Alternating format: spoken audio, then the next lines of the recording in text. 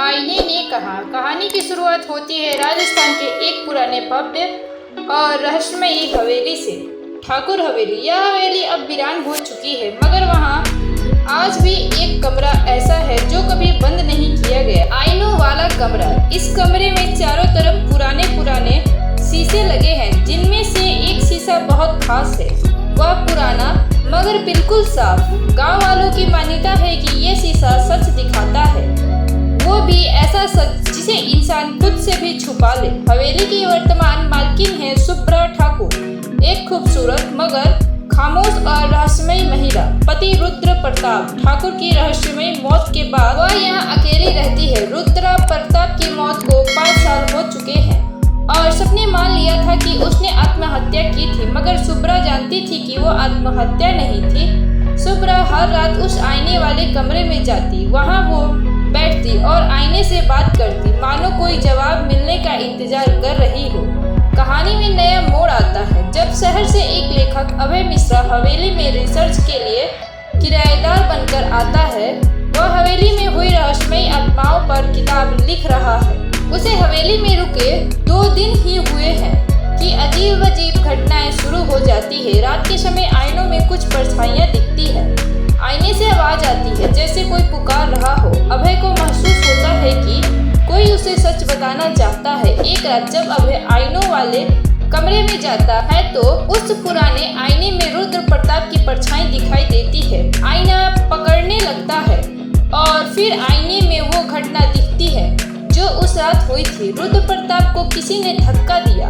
आत्महत्या नहीं, हत्या थी और वो चेहरा आधा छुपा हुआ मगर एक औरत का था। अभय डर जाता है, मगर अब उसे कहानी में गहराई से जानना है और सुब्रा से बात करता है। सुब्रा चुप रहती है, मगर वो भी डरती है उस आईने से जो हर बार रुद्र की मौत का सच दिखाता है। अभय अपनी खोज जारी रखता है। वह वहाँ के पुराने नौकर बंची काका, हवेली के पूर्व सेवक रामू और सुब्रा की पुरानी सहेली मालिनी से बात करता है। धीरे धीरे राज खुलता है। रुद्र प्रताप शक करता था कि सुब्रा का किसी और से संबंध है। सुब्रा को मारने की कई बार कोशिश की गई थी। रुद्र का व्यवहार हिंसक हो चला था। सुब्रा को मानसिक यातनाएं दी जाती थी। लेकिन असली मोड़ तब आता है जब अभय को पता चलता है कि सुब्रा के पास हर रोज एक काला डिब्बा आता था जिसमें कोई पुरानी चीज रखी होती थी और ये सब भेजने वाला कोई और नहीं बल्कि उसका देवर था नीलेश, जो हवेली में कभी सामने नहीं आता था मगर अंदर ही अंदर हर चीज को कंट्रोल करता था। अंत में अभय फिर से आईने के सामने खड़ा होता है। इस बार वह सुब्रा को भी साथ लाता है। वह आईने से सवाल करता है, किसने मारा रुद्र प्रताप को? आईना फिर से चमकता है और इस बार जो दृश्य दिखता है वह सभी को स्तंभ कर देता है। सुब्रा नहीं, रुद्र की हत्या उसके छोटे भाई नीलेश ने की थी, जो हवेली की संपत्ति अकेले हड़पना चाहता था। सुब्रा को फंसाने के लिए सारे सबूत उसके कमरे में रख दिए गए थे।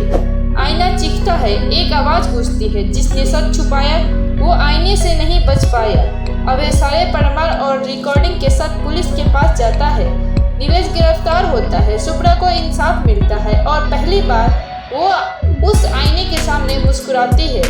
अभय अपनी किताब पूरी करता है, आईने ने कहा, और उसमें लिखता है, जब दुनिया झूठ बोलती है तब सच सिर्फ शीशा बोलता है, और वो भी तब जब कोई उसे देखना चाहे।